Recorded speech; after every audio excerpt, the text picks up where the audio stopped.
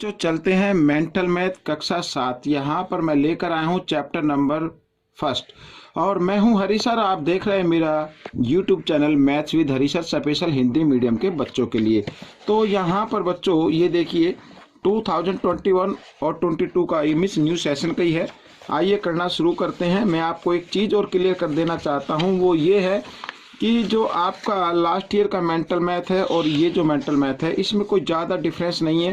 सिर्फ 2-4 क्वेश्चन हैं जो नए डाले गए हैं इसके अंदर। तो आइए उन्हीं को, लेकिन मैं तो सभी क्वेश्चन सोल्व कर रहा हूँ। आइए करना शुरू करते हैं।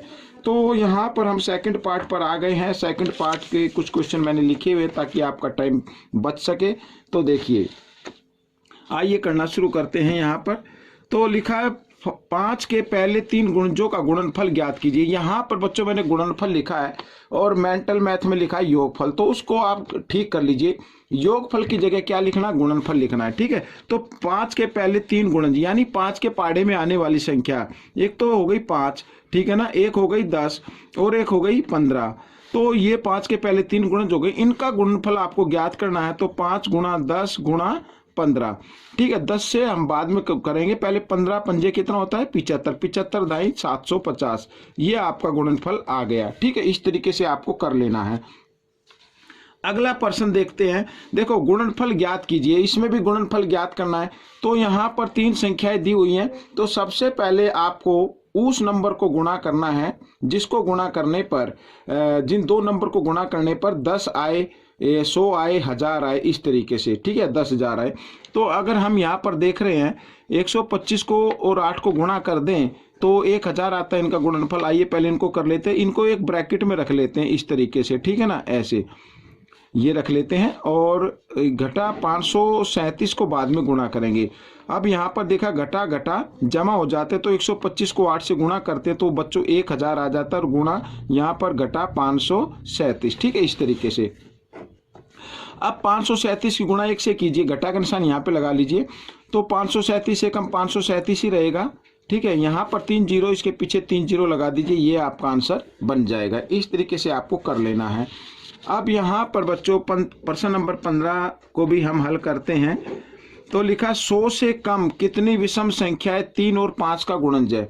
100 से कम होना चाहिए, यानी वो संख्या 3 की भी गुणज होनी चाहिए, 5 की भी गुणज। कहने का मतलब है 3 के पहाड़े में भी आना चाहिए और 5 के पहाड़े में भी आना चाहिए। तो ऐसी संख्या बच्चों इन दोनों को गुणा कर लीजिए, 3 पंजे 15। ठीक है, तो 15 हो गई, एक तो 15 हो जाएगी, एक है फिर 15 के पहाड़े में जो भी संख्या आएगी ना वो 3 और 5 के में तो आएगी। तो 15 हो गई, 15 दूनी 30, 15 तिये 45, 15 चौके 60 और 15 पंजे 75, 15 छिक्का 90, 15 सत्ते 105। 105 तो 100 से ज़्यादा हो जाता है। और अब हम इसमें विषम संख्या छांटनी है, यानी जो 2 से भाग ना हो। तो एक तो ये संख्या हो गई, एक ये हो गई, एक ये हो गई। तो 100 से कम कितनी विषम संख्या है, 100 से कम हमारे पास ये 3 संख्याएं आ गई।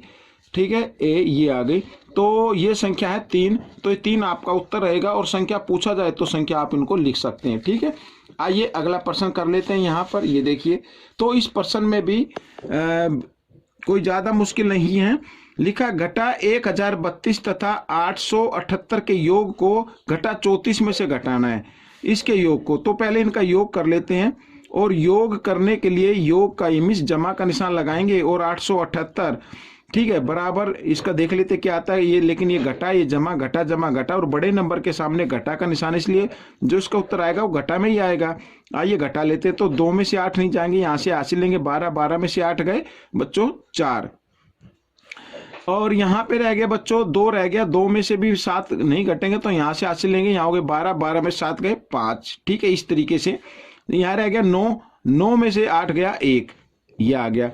ठीक है, अब ये आ गया, अब ये योग हो गया। अब लिखा योग को घटा 34 में से घटाओ। तो जिसमें से घटाना उस नंबर को आगे लिखना है और जिसको घटाना है उस नंबर को आपको क्या करना है, पीछे लिखना है। और एक चीज का और याद ध्यान रखना है आपको, ये हमेशा याद रहे कि घटाना है तो घटाने के लिए घटा का निशान आपको लगाना होगा अपनी तरफ से। ठीक है ना, इस तरीके से। जब 2 निशान आ जाते तो एक को ब्रैकेट में रख देते हैं। आइए इधर कर लेते हैं। तो घटा 34 और लेकिन यहाँ पर घटा घटा क्या हो गई, जमा हो गई, तो 154। अब घटा जमा घटा, तो 4 में से 4 गए 0 ठीक है, 5 में से 3 गया 2 और यहाँ पर रह गया 1। बड़े नंबर के सामने जमा का निशान है, आप चाहे तो जमा का निशान लगाओ या मत लगाओ, नहीं लगाते तो भी वो जमा का समझा जाता है। ठीक है, ये आपका उत्तर बन गया। अब अगला प्रश्न देख लेते हैं। प्रश्न नंबर 17 यहाँ पर लिखा है 225 गुणा घटा 15 का मान ज्ञात करो। अब यहाँ पर तो इनको सीधा गुणा कर देना है। अब घटा है तो घटा का ही आंसर आएगा, क्योंकि एक बार घटा है। तो 15 पंजे 75 का 5 का हासिल 7, 15 दूनी 30 और 7 37 का, 7 का हासिल 3, 15 दूनी 30 और 3 33। ये आपका उत्तर बन गया। बिल्कुल आसान है। आइए अगला प्रश्न कर लेते हैं बच्चों। यहाँ पर ये देखिए, तो सरल कीजिए। सरल करना है बच्चों यहाँ पर, तो सरल करना है तो बच्चों आपको बोर्ड मास का जो रूल होता है उसको लर्न करना है। पहले डिवाइड का साइन हम सोल्व करेंगे, ठीक है, उसके बाद मल्टीप्लाई, फिर प्लस, बाद में माइनस। तो यहाँ पर मल्टीप्लाई का डिवाइड का साइन है तो इनको डिवाइड करना है, तो उससे पहले जो नंबर लिखे उनको हम लिख लेते हैं। अब देखिए माइनस माइनस प्लस हो जाते हैं, डिवाइड में भी प्लस हो जाते हैं। तो 12 को 4 से डिवाइड करेंगे, 4 3 जा 12, ठीक है, ये आ गया। अब यहाँ पर -3 और मल्टीप्लाई -3, इस तरीके से। अब आपको क्या करना है, अब आपको करना है बच्चों मल्टीप्लाई। तो उससे पहले जो नंबर है उसे यूं क्यों लिखे, यहाँ पे देखिए मल्टीप्लाई का साइन इधर है, यहाँ भी इधर है, तो माइनस माइनस प्लस हो जाएंगे और 3 तिया 9 हो जाता है। ठीक है, ये आ गया। अब आपको देखो यहाँ पर मैं बताता हूँ, इधर ये 9 जमा का है, 3 जमा का है, पहले जमा करना बाद में घटाना। 9 और 3 कितना होता है 12। अब 12 में से 3 घटा दीजिए तो बच्चों आपका उत्तर आ जाएगा 9। तो ये आपका उत्तर बन गया। ठीक है, इस तरीके से। और यहाँ भी आप कर सकते थे, ये जमा ये घटा, घटा जमा घटा, तो भी 9 उत्तर आ जाता। आइए अगला प्रश्न कर लेते हैं, प्रश्न नंबर 19। तो प्रश्न नंबर 19 में देखो, बोर्ड मास का जो नियम होता है उसी को अप्लाई करना है इसमें। पहले देखो बोर्ड मास लिखा होता है BOD, बोर्ड MAS। बोर्ड मास का मतलब होता है ब्रैकेट। ब्रैकेट में सबसे पहले छोटा ब्रैकेट, फिर मंझला ब्रैकेट, फिर बड़ा ब्रैकेट। और छोटे ब्रैकेट में भी ये बार का जो साइन होता है ना, ये लाइन जो होती है बार का लाइन बोलते हैं इसे, तो उसको हल करना है। उससे पहले जो भी नंबर लिखा है उसे आप यू का यू लिख लीजिए। ठीक है, ऐसे यहां पर ये 32 और ये घटा ये 32, ये छोटा ब्रैकेट। अब ये घटा का निशान, क्योंकि ये साइन सिर्फ 32 पे घटा पे नहीं है। तो ये देखो बच्चों, ये घटा है, इसके आगे कोई निशान नहीं, तो ये जमा है, तो घटा जमा घटा, तो यहाँ आ गया 0। ठीक है, ये ऐसे हल हो जाएगा।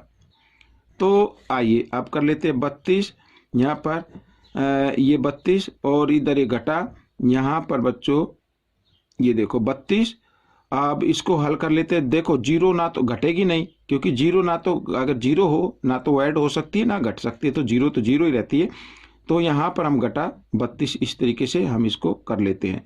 ठीक है, अब बच्चों देखो इस ब्रैकेट को भी हल करना है। तो ये घटा ये जमा घटा जमा घटा, यहाँ भी 0 आ जाएगा। तो मैं इसको लिख देता हूँ इस तरीके से, 32 घटा 0। ठीक है, फिर ये आ गया। अब 0 ना तो घटेगी ना जमा होगी, तो हम इसे लिखेंगे 32 घटा 32।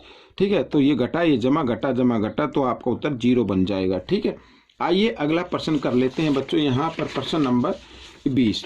अब देखो इनको जरा ध्यान से देखना है।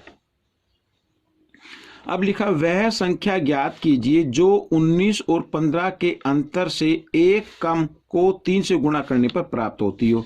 अब लिखा है 19 और 5 के अंतर को, तो 19 और ये 5। ठीक है, इसका ये अंतर हमने ब्रैकेट में रख लेते हैं।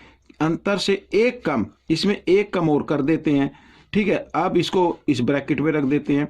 को 3 से गुणा करने पर, ये 3 से गुणा करने पर अब देखते हैं क्या आता है। ठीक है, अब देखो बच्चों 19 घटा 5 कितना होता है 14, और घटा 1, इस तरीके से, और गुणा 3। यहाँ पे 14 में से 1 घटा देंगे तो क्या आएगा 13। 13 गुणा 3, 13 3 39। आपको बिल्कुल पढ़ना है ध्यान से, और जैसे जैसे लिखा वैसे वैसे आप लिखते जाइए। देखो अगला प्रश्न भी कुछ ऐसा ही है। तो यहाँ पर बच्चों देखो लिखा, घटा 11 में एक संख्या जोड़ने पर, वो संख्या आप x मान लो, माना वह संख्या x। ठीक है, ये लिखना नहीं है आपको, मैं वैसे लिख के दिखा रहा हूं, आप माइंड में कर लीजिए। लिखा घटा 11 में एक संख्या जोड़ने पर घटा 11 हो गया, इसमें ये हमने ये संख्या जोड़ दी और पर 37 प्राप्त होता है, ये बराबर 37 मैंने लिख दिया, ठीक है ना। अब देखो x का मान निकालो पहले आप, 37 ये घटा 11 इधर आकर ये जमा 11 हो गया बराबर 48 हो गया, ठीक है। 37 और 11 48 होता है तो ये संख्या आ गई। अब उस संख्या को घटा 12 से भाग करें। आइए इस संख्या को हम भाग कर दे किससे, घटा 12 से, और फिर 8 से गुणा कर दे। इसके बाद फिर क्या करना है, घटा 8 से गुणा कर देना है। तो अब संख्या का मान बताओ। तो आइए अब कर लेते हैं इसको। अब बच्चों देखो, जिसको भाग कर रहे हैं एक संख्या घटा के एक संख्या जमा किए तो उत्तर घटा में ही आएगा। तो 48 को भाग करना है 12 से, इसका मतलब 12 के पाड़े में ही आएगा। तो कहाँ पे आता 12 चौक, तो यहाँ पर घटा हम क्या हाँ घटा 4 लिख देंगे, ठीक है, क्योंकि घटा जमा घटा होते हैं। और गुणा यहाँ पर, अब यहाँ पर आ गया बच्चों ये 8, घटा 8। अब इसको कर देते हैं बच्चों हम गुणा, ठीक है ना। अब घटा घटा जमा हो जाते हैं, 8 चौक 32, ये आपका उत्तर बन गया।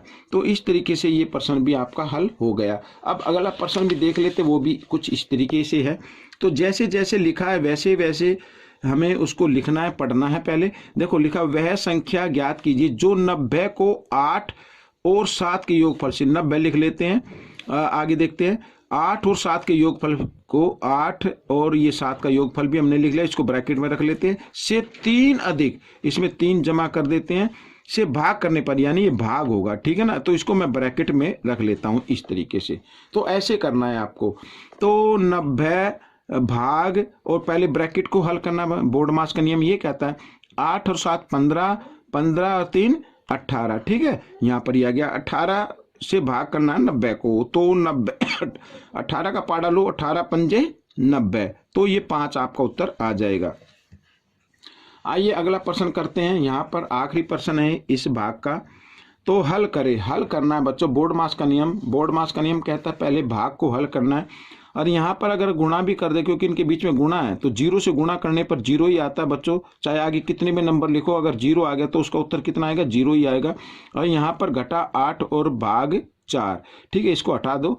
तो 8 को 4 से भाग करना है, 4 का पाड़ा लेना, 4 दूनी 8 होता है, लेकिन एक तरफ घटा का निशान है तो घटा का निशान लगा देना है आपको, और घटा 2 आपका उत्तर बन जाएगा, ठीक है। जब भी भाग में एक तरफ घटा हो तो आंसर घटा में ही आएगा, दोनों तरफ घटा हो तो उसका उत्तर किस में आएगा, जमा में आ जाता। जैसे मैं अगर यहाँ पर होता घटा 8 और भाग घटा 4, तो इसका उत्तर हमेशा किस में आता, जमा में आता।